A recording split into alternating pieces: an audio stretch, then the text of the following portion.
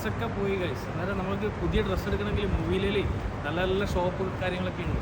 അതായത് സഫാരി സൈഡിലാണ്. നമുക്ക് അങ്ങോട്ടേക്ക് പോയിട്ട് വരും.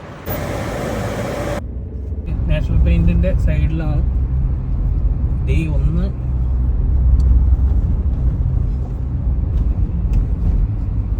Day 2, day 3, day 4. പാനൂറിൻ്റെ റെസ്റ്റോറൻറ്റ് സൈഡിലുള്ളത് ഷാർജയിലാണ്. ഈ 5